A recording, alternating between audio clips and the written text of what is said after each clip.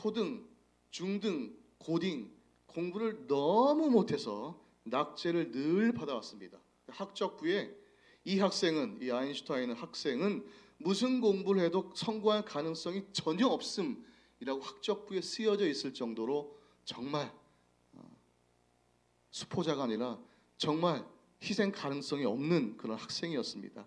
근데 그런 성적표를 들고 가지고 집에 올 때마다 그 아인슈타인의 어머니는 늘 그런 말을 했습니다. 뭐 우리 같으면 뭐 저만 같았어도 울고 불며 이놈 넌 누굴 닮아서 그렇게 공부를 못하니 당장 내가 대치동으로 이사를 가야 되니만은 이럴 텐데, 이 아인슈타인의 어머니는 좀 달랐습니다. 이런 고백을 했습니다. 아인슈타인에게 너는 다른 아이들과 같으려고 하면 열등생이다.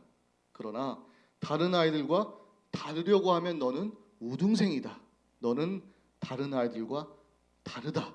라고 격려해주고 용기를 해줬습니다. 이 용기의 말을 줄 수 있었던 아인슈타인의 어머니는 아인슈타인의 천재성을 볼 수 있는 눈을 가지고 있었어요. 그리고 시각이 있었고 보는 눈이 있었다는 것이죠.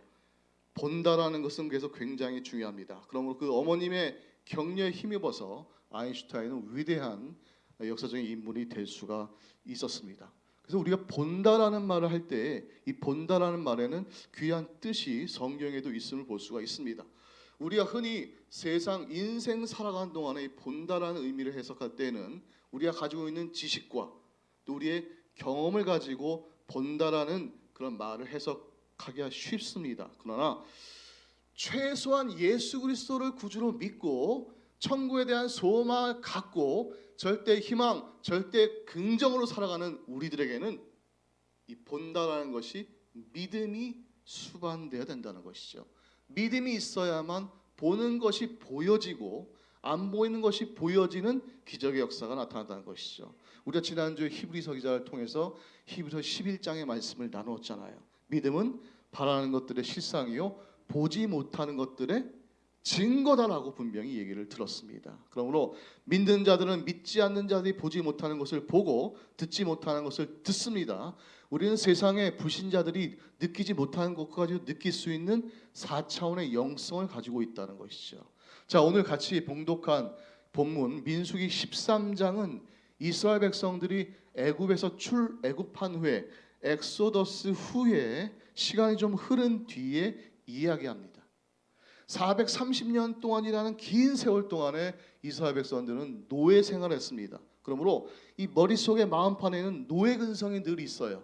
노예 근성, 그냥 바짝 엎드리는 그런 노예 근성이 늘 있었기에 이스라엘 백성들은 애굽에서 나올 때부터 진정한 자유함이 없었습니다. 또한 믿음 또한 하나님이 원하시는 믿음이 아니었어요. 이스라엘들의 백성들의 생각과 하나님의 생각은 분명히 차이가 있다는 것이죠. 첫 번째 따라 봅니다. 이스라엘 백성들의 생각과 하나님의 생각 다르다는 것이죠. 다릅니다. 이스라엘 사람들의 생각과 하나님의 생각은 다릅니다. 이스라엘 백성들이 출애굽할 때만 해도 굉장히 특별한 은혜로 출애굽하게 됩니다. 10가지 재앙을 내리셔서 그들을 건져내시죠. 또 홍해를 마른 땅같이 건너가게 하시는 놀라운 기적을 행하십니다. 지금도 이스라엘 현지 땅에 가면 정말 건너기 힘든 이 사륜구동 차로 건너기 힘든 땅이 바로 이 신광야입니다. 이 신광야를 이스라엘 백성들 새 카운트된 숫자만 60만 인구가 60만 명이 이동을 하게 됩니다. 얼마나 장관이었을까요? 그죠? 아마 인공위성으로 찍었어도 그 이동하는 모습이 보일 정도로 그 긴 줄이 60만 명, 도합 신학자들은 한 250만 명으로 추출합니다만 그 많은 인구가 이동하는 굉장히 거창한 장면이었을 거예요. 근데 그 가운데 하나님의 보호하심이 있었습니다. 신광야는 낮에는 더워서 살 수가 없어요. 정갈에 물리면 죽습니다.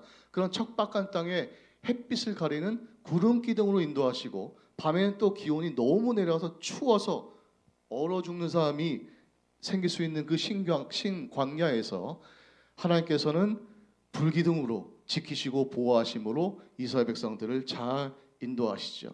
먹을 것이 없다고 깽깽거릴 때는 메추라기를 보내주시고 목마릅니다 할 때는 반석을 쳐서 물을 주시고 생수를 공급해 주신, 정말 할 거 없이 모든 걸 다 챙겨 주시는, 그들이 신은 신발 가죽이 40년 광야 생활 동안에 뭐 새로운 구두를 살 필요 없이 한 벌로 만족했던 그런 귀한 은혜의 시간이었습니다.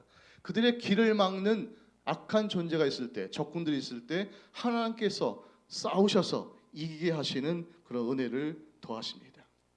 자, 우리도 돌이켜보면 정말 은혜의 시간들 아니었습니까? 예배 때마다 우리 전정순 권사님이 늘 눈물을 흘리셔서 제가 설교하기가 참 힘들었는데, 오늘은 찬송 부를 때 이 앞에 계신 조순인 권사님과 최공래 권사님이 눈물을 흘리시면서 이렇게 수건으로 눈을 닦으시더라고요.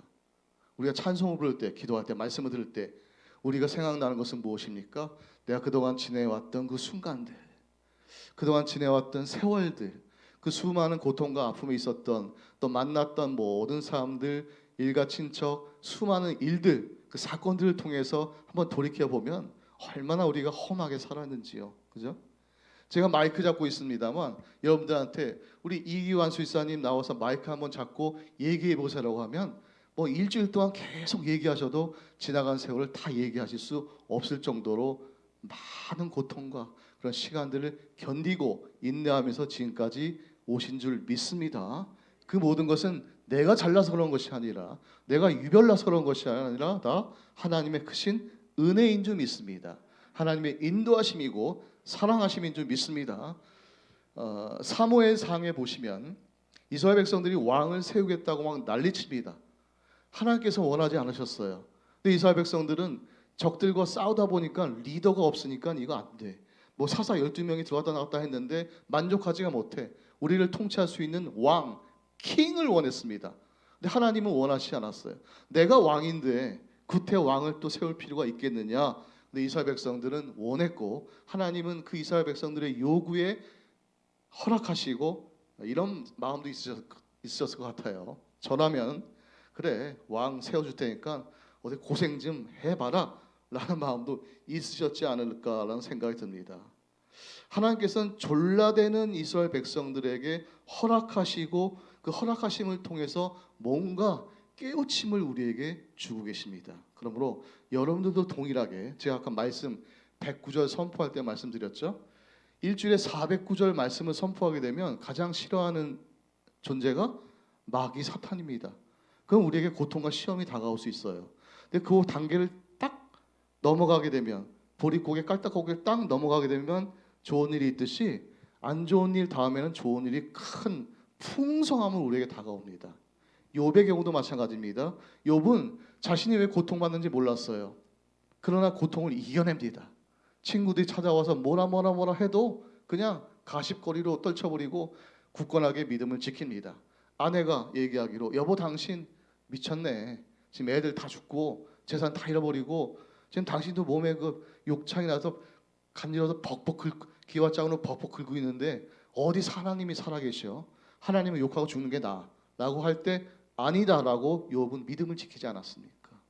우리에게 잠시 잠깐 이렇게 믿음을 괴롭히는, 믿음을 시험하는 작은 파도가 몰려올 수는 있어요. 그러나 그 태풍을 우리가 이기고 나가면, 인내하며 승리하고 나가면 더 좋은 일이 생기는 거예요.